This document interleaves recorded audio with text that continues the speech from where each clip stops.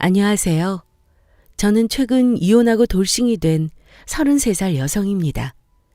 제 지인분이 이곳에서 사연을 많이 들으시는데 저세상 정신으로 살아가는 시댁이 많다고 하여 제가 겪었던 일도 사연으로 한번 써보라고 추천하더군요. 저의 시댁도 거지 같고 정신 나간 곳이었습니다. 그러나 저는 속만 터지다 이혼한 것은 아니고요. 제 나름대로 통쾌하게 마무리 짓고 끝냈습니다. 미친 시월드에서 마음고생하시는 많은 며느리분이 제 사연을 듣고 미친 자에게는 미친 자의 방법으로 참교육하시길 바라는 마음에 이렇게 글을 써봐요.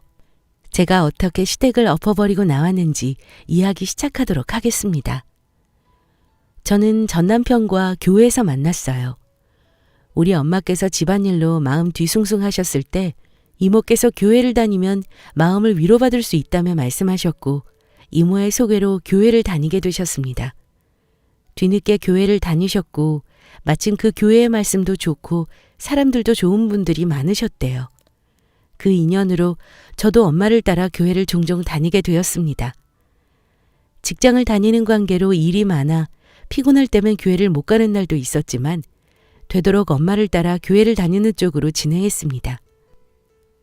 그러던 어느 날 교회에 갔는데 못 보던 남성이 한 아주머니와 함께 들어오더군요. 저는 저 사람들은 누구인지 엄마께 여쭤보았어요. 엄마께서는 이번에 새로 교회를 다니게 된 엄마와 아들이라고 하더군요. 저는 그런가 보다 하고 그냥 넘겼는데 문제는 새로 오신 아주머니와 저희 엄마가 교회 봉사를 하시면서 급속도로 친해지시게 된 거였습니다. 두 분이 자주 만나셔서 교회 청소나 전도하시다 나중에는 같이 말씀 나누신다며 서로의 집도 왕래하시더군요. 그게 불행의 시작이었습니다. 하루는 평소와 달리 일찍 퇴근하고 집에 오니 집에 그 집사님께서 엄마와 같이 과일을 드시며 말씀 나누고 계셨습니다.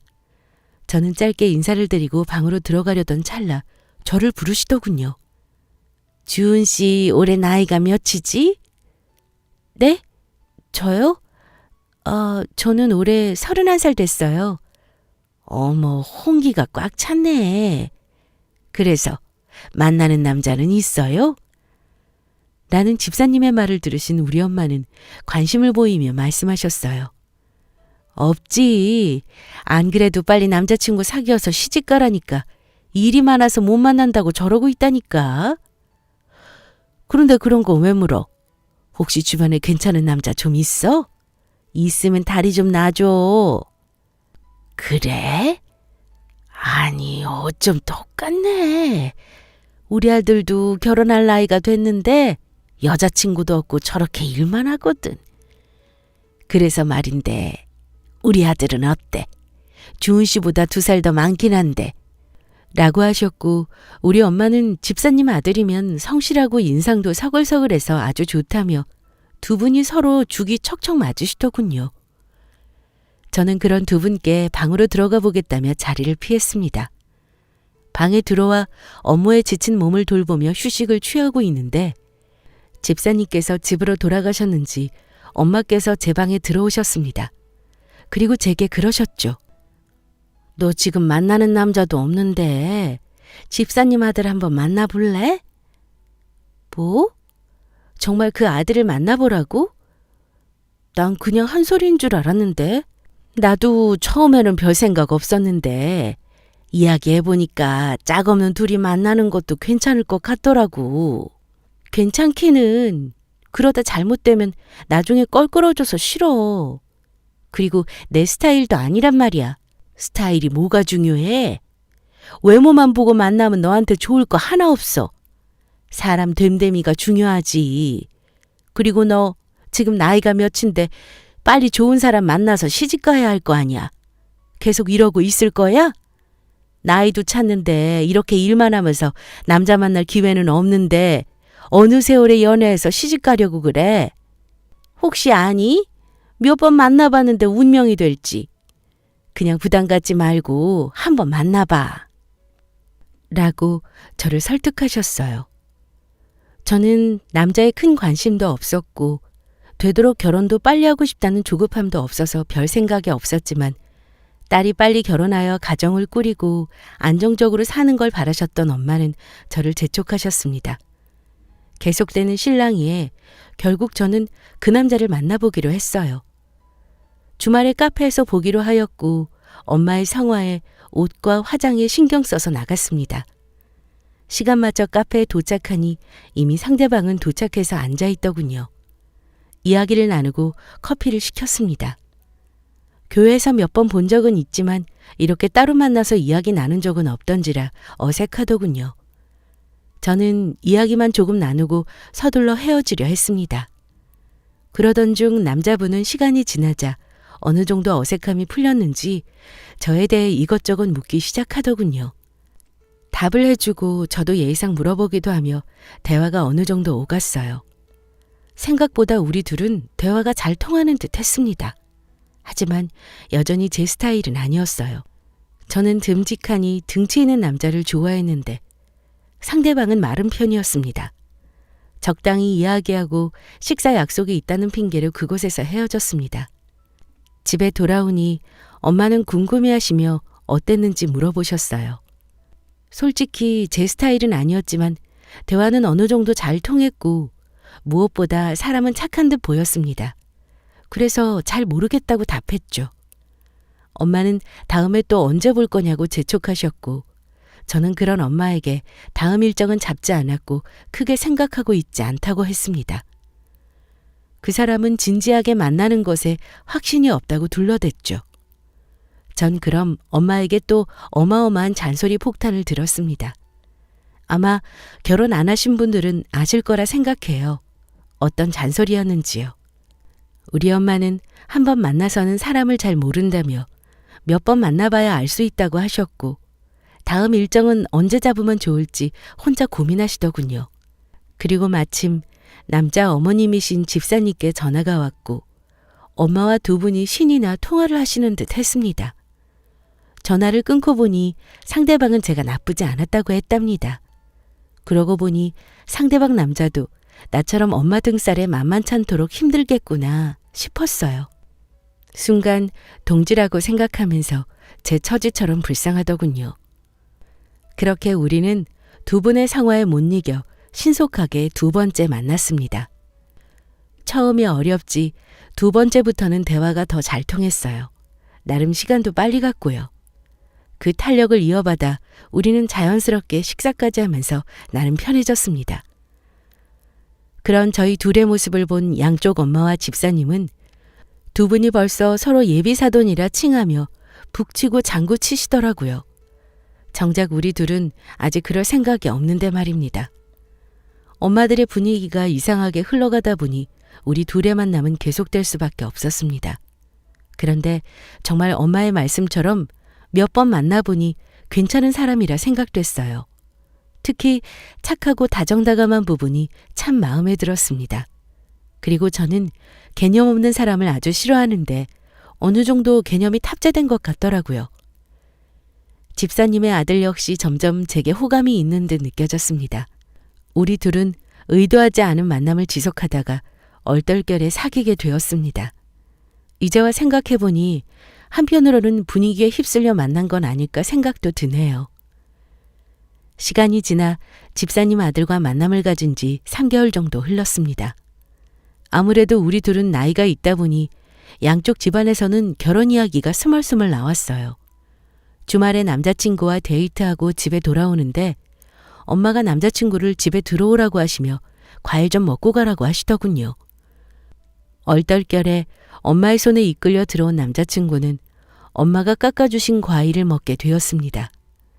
그러나 과일만 먹고 가려는 남자친구와는 달리 엄마의 속은 다른 꿍꿍이가 있는 듯 보였어요. 역시나 아니나 다를까 긴장하며 과일을 먹고 있던 남자친구에게 은근슬쩍 결혼은 언제 할 계획인지 묻더군요. 저는 그런 엄마를 말렸어요. 엄마, 무슨 벌써 그런 이야기를 묻고 그래? 성우 씨 부담스러워하겠어. 그런가? 아니, 나는 둘이 조금 만나다 헤어질 것도 아니고 나이도 있고 하니 미래를 생각하면서 만나는 거 아닌가 해서. 성우 씨 생각은 어때? 우리 딸이랑 결혼 생각은 없는 거야? 엄마, 그만해! 엄마는 기필코 결혼 확답을 바꿔야 말 작정이신지 당황스러워하는 남자친구에게 곤란한 질문을 하셨습니다. 저도 참 당황스럽고 부담이 되는데 남자친구는 오죽했겠어요. 그런데 남자친구는 주춤하더니 답을 바라는 엄마의 눈빛을 보고는 입을 뗐습니다. 네, 맞습니다. 주은 씨랑 저랑 나이도 있는데 가볍게 만나는 사이는 아니죠. 나중에는 차차 결혼에 관해 이야기도 나올 거라 생각해요. 어머, 그렇지? 그럼 둘이 결혼을 전제로 진지하게 만나는 거니까. 집사님이랑 차차 혼사 의논해봐야겠네. 남자친구의 말에 엄마는 신이 나신 듯 입이 귀에 걸리셨습니다. 저는 남자친구에게 곤란한 상황을 만들게 한 것 같아 참 미안했어요. 남자친구를 집에 보내고 난 뒤에 엄마에게 화를 냈습니다. 엄마, 만난 지 3개월밖에 안 되는데 그렇게 사람을 곤란하게 하면 어째? 내가 진짜 창피해서 못 살아. 얘는 그게 뭐 어때서 그래? 아까 이야기 못 들었어? 성우도 너랑 결혼 전제로 만나는 거라고 하잖아. 그럼 당연히 앞에 여자친구 엄마가 있고 그런 질문을 하는데 아니라고 그래? 진짜 사람 난처하게 만들지 좀 마. 내가 엄마 때문에 아까 얼마나 부끄러웠는 줄 알아? 누가 보면 시집 못 보내서 안달난 사람처럼 보일 거 아니야. 그렇게 보면 뭐 어때서 그래? 그리고 사실 맞잖아, 이거사. 빨리 시집 가서 너 가정 좀 꾸리고 살아, 이거사. 언제까지 그러고 살 거야? 어쨌거나 이제 너 치울 수 있을 것 같으니까 집사님이랑 의논해봐야겠다. 하시며 신나하셨습니다. 엄마의 그 모습을 보니 앞으로 닥쳐올 미래가 쎄했지만 저도 내심 기분이 나쁘지 않았어요. 양쪽 엄마들의 등살에 못 이겨 만난 사이라서 저에 관한 생각이 이 정도인지 몰랐는데 나름 진지하게 생각하고 있었다고 느낄 수 있으니 기분이 좋았습니다. 그런데 이번 기회에 아들과 딸을 치워버릴 수 있다는 기대감에 잔뜩 빠져 계신 우리 엄마와 집사님은 서둘러 결혼 이야기를 나누며 두 분이 아주 장단이 맞더라고요. 만난 지 3개월이 조금 지났는데 결혼 이야기가 나오니 참 당황스러웠지만 엄마와 집사님께서 돌아가시며 어차피 나중에 결혼할 거고 결혼 전제로 만나는데 나이 조금이라도 어릴 때 빨리 결혼해서 아이 가져야 좋다는 둥 여러 가지 말로 저를 설득하셨습니다. 저와 남자친구도 듣다 보니 그래, 나이도 있는데 연애 몇 년 하고 결혼하면 바로 아이 가지라고 들들 볶일 것 같고 이참에 그냥 빨리 결혼해버리고 이 등살에서 벗어나 편히 지내볼까 생각했어요. 지금 우리 둘은 성격도 잘 맞고 말도 잘 통하니 결혼해서 어려운 부분은 서로 맞춰가면서 해결해 나간다면 괜찮을 거라고 생각됐어요. 그렇게 우리 둘은 양쪽 어머님들의 세뇌 아닌 세뇌에 걸려들어 결혼이라는 실수를 해버렸습니다. 그렇게 저는 집사님의 아들과 결혼하였고 성우 씨는 제 남편이 되었어요. 우리 둘은 직장 생활을 하며 모아놓은 돈도 꽤 있었고 양쪽 집안에서도 아낌없는 지원을 해주셔서 그런지 신혼집 구하는 것은 어렵지 않았습니다. 양쪽 집안 중간 정도의 위치를 잡고 신혼생활을 시작했어요. 그러다 제가 결혼을 하고 나니 저희 할아버지와 할머니께서 운영하시던 사과농장을 처분하신다는 소리가 들려왔습니다. 두 분이 연세도 많다 보니 그만하고 쉬고 싶다고 하시며 아빠께 사과농장을 물려주고 싶다고 하셨습니다. 마침 아빠도 나이가 있으셔서 하시던 일을 정리하시던 참이었는데 아빠와 엄마는 상의 끝에 이어서 사과 농장을 운영하기로 하셨죠. 저희 부모님께서 운영하시는 사과 농장은 청송에 있어요. 가끔 남편과 사과 농장에 방문하여 부모님의 일손을 도와드리기도 하였죠. 그럴 때면 엄마는 고맙다며 종종 사과를 챙겨주시기도 하셨습니다. 처음 사과 농장을 운영하신다고 하셨을 때는 사실 걱정이 많았습니다. 나이도 있으신데 이제 편하게 지내시지. 굳이 힘든 일을 하시나 해서요. 그리고 농장 일이 만만치가 않잖아요. 두 분의 건강이 걱정스러웠습니다. 또 해보지 않은 일인데 잘하실 수 있을까도 싶었고요. 그런데 제 걱정과는 달리 아빠는 어릴 때부터 할아버지 할머니의 모습을 보고 크셔서 그런지 점차적으로 능숙해지셨습니다. 할아버지 할머니도 부모님께서 어느 정도 자리 잡으실 때까지 많이 도와주셨고요. 명절 때는 부모님께서 키워 수확하신 사과를 맛보라며 주셨고 주신 김에 사돈댁에 가져다 드리라며 사과 한 상자 차에 실어주셨어요. 그리고 잘 지내는지 궁금하다고 하셨죠. 사과 농장을 운영하시면서 살던 집을 처분하고 청송으로 옮기셔서 교회를 다니지 못하셨고 자연스럽게 시어머님을 뵐 기회가 많지 않게 되었죠. 그래도 가끔 통화하며 지내시는 것 같았습니다. 저는 부모님께서 챙겨주신 사과를 들고 시댁에 방문하여 사과 상자를 보여드렸습니다. 어머니, 이거 저희 부모님께서 농사지어 수확한 사과예요. 남편이랑 부모님 뵙고 왔는데 어머님 드리라고 하시면서 한 상자 주셨어요. 살짝 맛봤는데 달고 맛있더라고요. 어머님, 아버님 맛있게 드세요. 아이고, 우리 사돈께서 고생해서 지으신 사과 아니니? 아까워서 이걸 어떻게 먹어? 고생하셨겠다. 맛있게 잘 먹겠다고 전해드려. 아니다, 내가 이참에 전화를 해야겠네. 라고 하시며 그 자리에서 전화를 걸어 감사 인사를 하셨습니다. 그리고 식사 후 사과를 맛보던 시어머니께서는 제게 말씀하셨어요. 어쩜 이렇게 맛있니? 먹어보니까 너무 달고 아삭아삭하니 맛있다. 알도 크고. 부모님께서 사과 농사를 참 잘 지으시네. 그렇죠? 저도 먹어봤는데 맛 좋더라고요. 이거 너무 맛있는데 혹시 이거 몇 상자 더 살 수 있니? 나도 주변 지인들한테 명절 선물로 사과 보내주면 좋을 것 같은데. 아, 그러세요? 아빠께 말씀드려 볼게요. 몇 상자 생각하세요?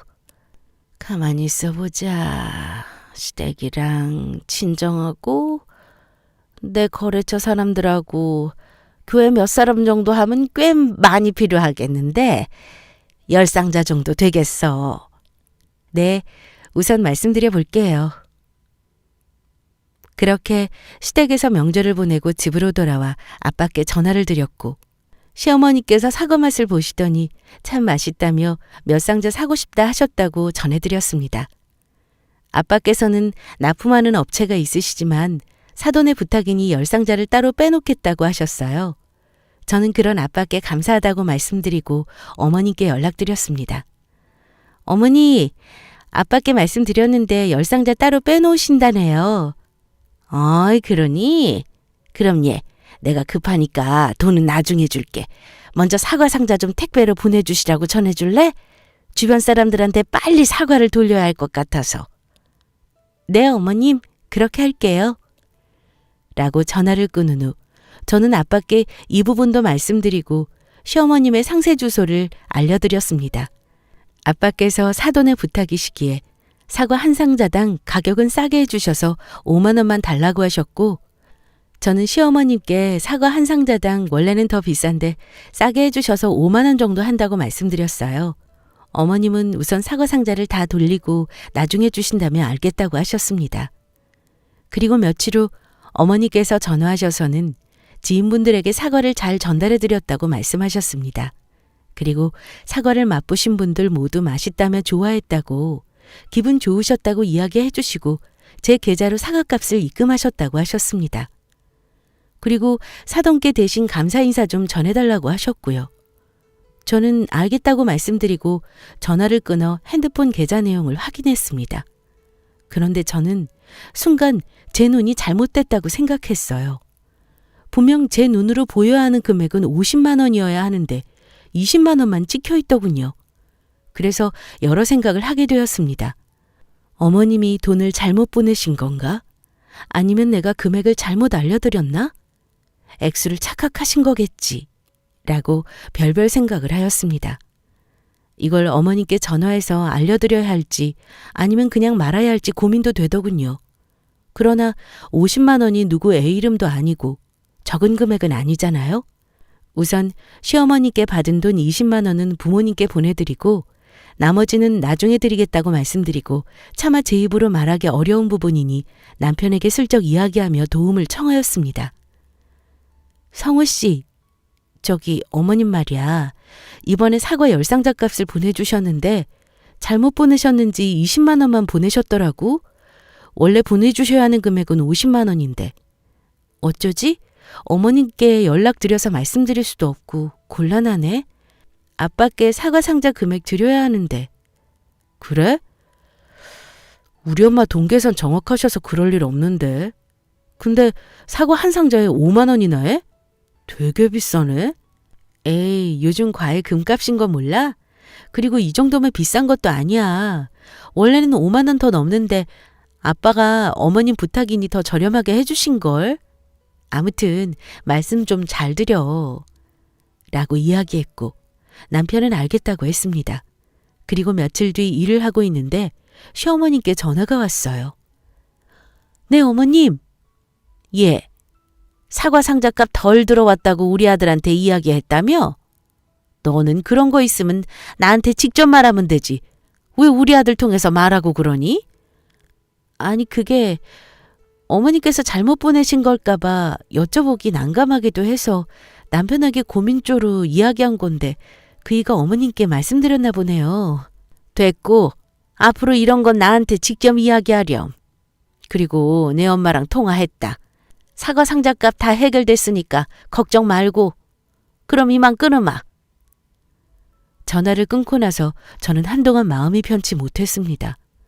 남편이 잘 이야기해본다고 했는데 대체 어떻게 말했길래 어머님이 저러시나 싶다가도 내 딴에는 돈과 관련된 거니 민감한 문제라 남편에게 부탁했던 건데 설명을 해드려도 불쾌한 티를 다 내시니 속상했어요.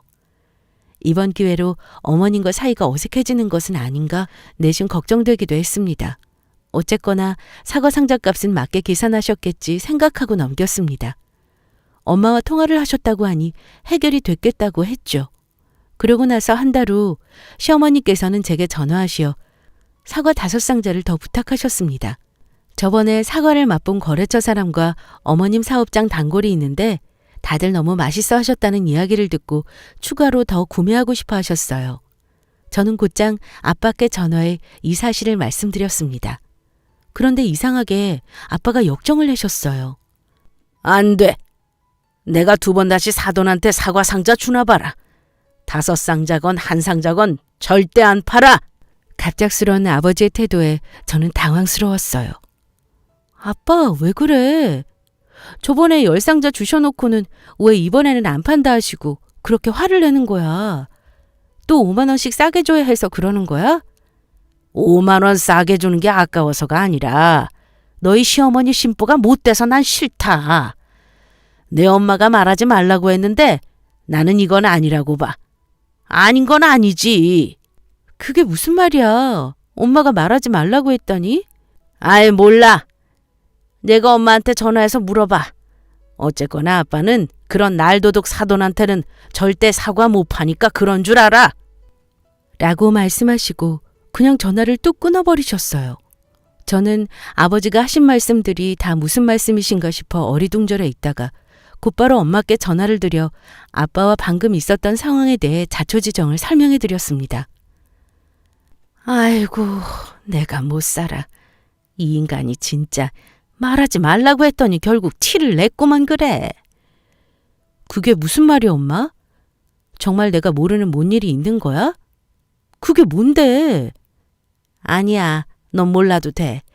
신경 쓰지 말고 엄마가 사과 상자는 내 아빠랑 다시 이야기해 볼게. 엄마, 우리 시어머님이랑 무슨 일 있는 거지? 정말 말 안 해줄 거야? 엄마 진짜 이러면 나 시어머님께 여쭤볼 거야? 그러니까 그냥 엄마가 말해줘. 도대체 무슨 일이야? 저의 계속되는 윽박에 우리 엄마는 결국 어쩔 수 없이 마지못해 말씀해 주셨습니다. 제가 모르는 시어머니와 우리 부모님의 비밀을 말이죠. 너 절대 시어머니한테는 아는 내색 하지 말고 여쭤볼 생각도 하지 말고 있어. 알았어? 다 좋은 게 좋은 거라고. 그냥 모르는 척 넘어가라고. 알겠어. 도대체 뭔데? 별건 아니고 저번에 내 시어머니가 산 사과 말이야. 응, 그 사과 10상자? 그래, 그거 돈 20만 원만 줬어. 뭐라고? 20만 원 받고 더 안 받았단 말이야? 그걸 왜 이제 말해? 나는 어머니께서 엄마랑 따로 통화하셨다고 해서 나머지 돈에 관해 해결하신 줄 알았지. 엄마랑 아빠도 별말 없으시니까. 말할 게 뭐 있어. 사돈지간이고 친한 사이인데. 그 정도는 그냥 이해해 주는 거지 뭐. 괜히 속 좁은 내 아빠만 저런다. 너도 그냥 좋게 좋게 생각하고 넘겨. 굳이 뭘 또 받아내고 그러니? 그리고 원래 딸 가진 부모는 죄인이란 말이 있는 거야.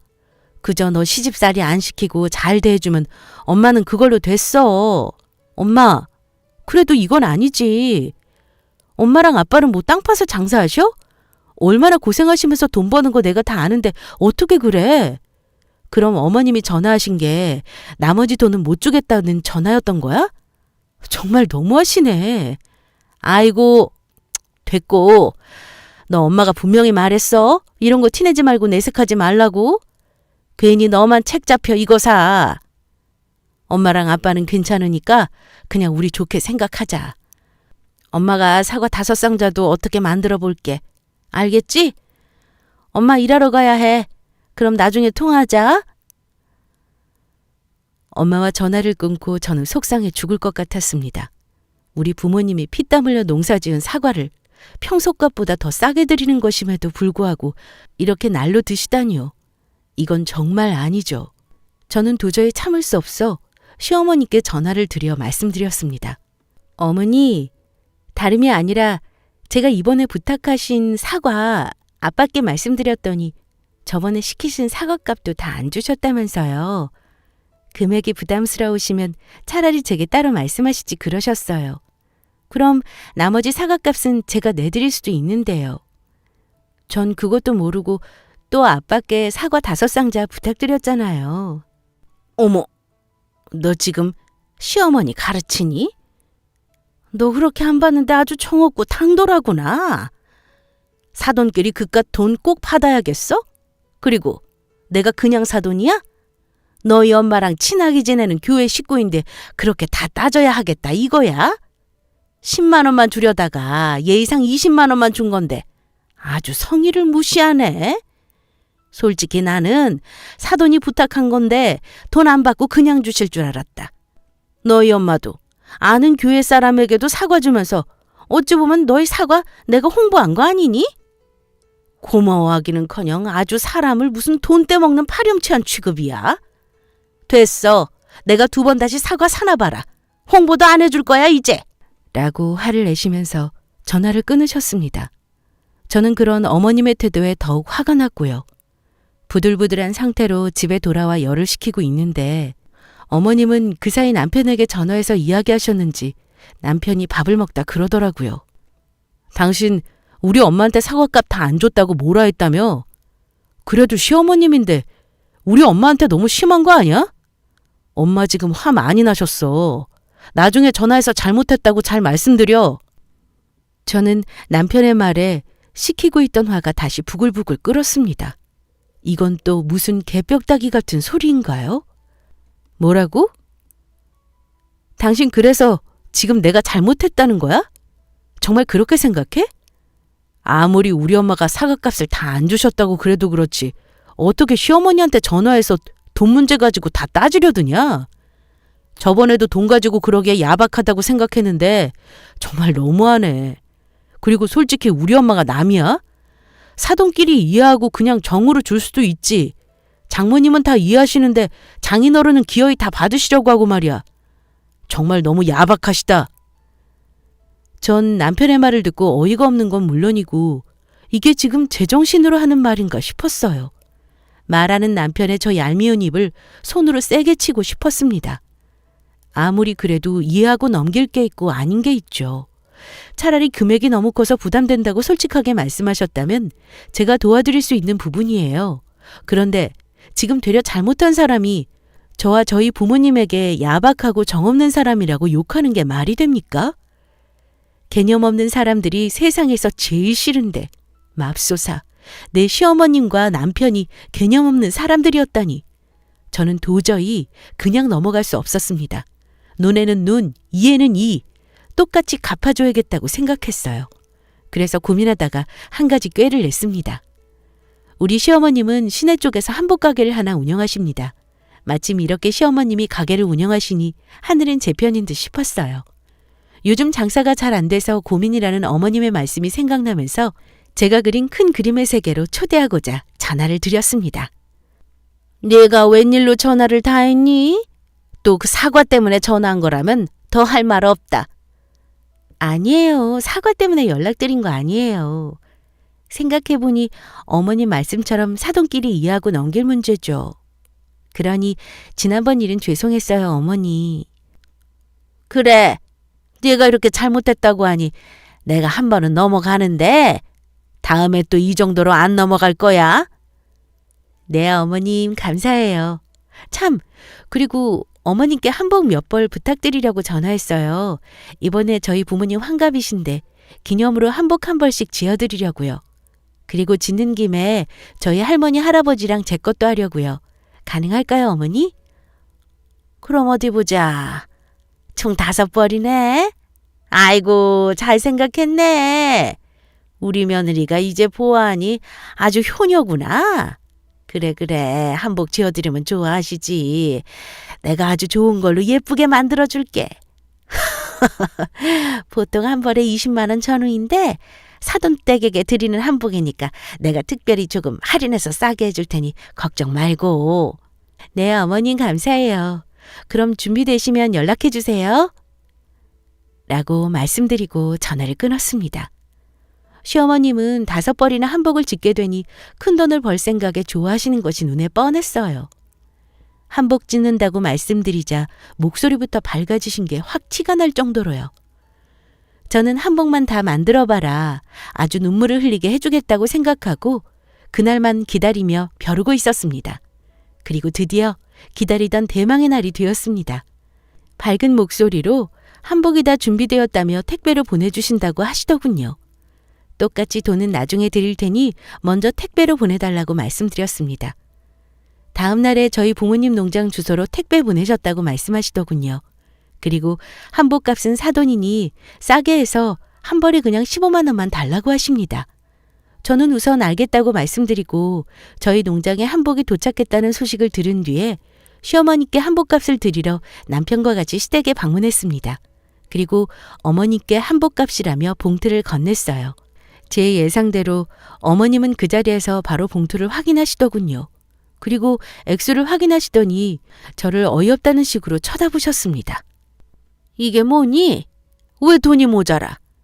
75만 원을 줘야지 35만 원만 주면 어째? 어머님, 다른 사람도 아니고 사돈댁에 해주신 건데 그렇게 정없이 다 받으셔야겠어요? 저는 그래도 생각해서 조금 더 넣어드린 건데 저는 어머님이 이해해 주실 줄 알았어요. 그렇게 말씀하시니 서운하네요.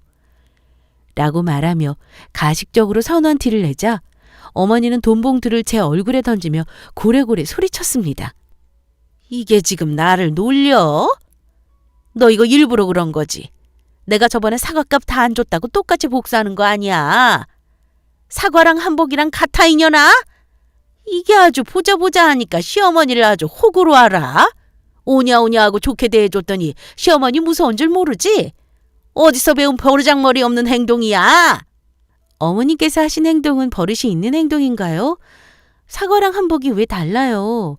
어머님이 한 땀 한 땀 수놓고 바느질해서 만든 한복이랑 피땀 흘리며 금이야 오기야 키운 사과랑 다르지 않아요. 똑같다고요. 저희 부모님 쉽게 돈 버시지 않으세요. 그 고생하시면서 우리 엄마는 그래도 사돈이니 이해하려고 제게 비밀로 하셨다고요. 전 그것도 모르고 바보였고요. 사람이 뿌린 대로 거두는 거예요. 역지사지란 말 아시죠? 어머님, 지금 딱 그 꼴이시라고요. 돈 제대로 마저 다 받고 싶으시면 당장 우리 부모님께 나머지 돈 보내주세요. 안 그러면 저도 돈 못 드려요. 라고 대들자 순간 제 눈앞이 캄캄해졌습니다. 옆에서 가만히 듣고 있던 남편이 화를 참지 못하고 제 뺨을 때린 거였어요. 남편은 고개가 돌아간 상태로 얼이 빠져있는 제게 소리쳤습니다. 진짜 돈에 미친 것도 아니고 더럽게 돈돈하네. 너 당장 우리 엄마한테 무릎 꿇고 사과해. 그리고 나머지 돈 빨리 내놔. 그 엄마의 그 자식이라더니 역시나 개념이 없는 사람이 애를 낳았으니 당연히 그 자식도 개념 없는 텅텅 빈 머리일 텐데요. 누가 봐도 본인 엄마의 잘못임에도 불구하고 저로서 단 한 번이라도 생각해보지 않고 바로 엄마 편을 드는 남편 새끼를 용서할 수 없었습니다. 누구에게 손을 댄 건지 후회하게 해주고 싶었어요. 저는 있는 온 힘을 다해 남편의 뺨을 똑같이 쳤습니다. 웃기고 있네. 너도 뿌린 대로 걷었어. 사과 같은 소리 하네. 누가 누구한테 용서를 빌려 하는지 감도 안 오지? 하긴 그 어미의 그 자식 새끼지. 둘이 평생 그렇게 개념 없이 욕 얻어먹고 살아. 그리고 불쌍하니까 한 가지 알려줄게. 사과를 샀으면 제값을 주고 사는 거야. 제값을 안 주고 정 같은 개소리 하면서 사는 건 그냥 도둑이라고. 도둑! 알겠어? 내가 돈이 없어서 나머지 45만 원 안 줬겠니? 난 너희처럼 거지가 아니야. 제발 그 거지 근성을 정이라는 따뜻한 말로 포장하지 말아라. 그리고 지금 순간부터 넌 내 남편 아니야. 우리 이혼해. 라고 말하고 멍해져서 손으로 맞은 뺨을 만지며 저를 보고 있는 남편을 두고 저는 집으로 돌아왔습니다. 그리고 짐을 싸서 부모님께 갔어요. 자초지종을 설명해드리니 아빠는 잘 엎었다며 괜찮다 다독이셨고 엄마는 왜 그랬냐며 속상해하시다가도 감히 귀한 내 딸 얼굴에 손을 댔냐며 화가 나셨습니다. 이왕 이렇게 된 거 그럼 못된 놈이랑 갈라서고 다른 좋은 사람 얼마든지 만나라고요. 그리고 우시면서 크게 생각하지도 않았던 결혼을 밀어붙여 우리 딸 인생 본인 때문에 꼬인 것 같다며 우시더군요. 저는 괜찮다고 엄마를 달래며 인생 공부했다고 했습니다. 그 뒤로 남편은 정말 이혼할 거냐며 애처럼 굴지 말라고 길길이 날뛰었고 시어머님은 날마다 문자와 전화로 나머지 한복값 내놓으라며 전화했습니다. 전 시어머님의 번호를 차단한 상태고 남편에게는 이혼하는 것에 변함없으니 너나 애처럼 징징대지 말고 곱게 합의하라고 했습니다. 결국 우리 둘은 이혼하게 되었고 신혼집을 처분하고 다시 일상으로 돌아왔습니다. 제가 사람 보는 눈이 있다고 생각했는데 이번 기회에 제 눈이 옳지 않다는 것을 배웠어요. 그리고 돈 앞에서 사람이 어디까지 추해질 수 있나 확인도 했고요. 제 이야기 들어주셔서 감사드리며 여러분은 저처럼 찌질하고 본인 입맛대로 사는 이기적인 사람들 만나지 말고 좋은 남자와 그런 남자를 키운 개념 바르신 시부모님을 만나길 바랍니다. 감사합니다.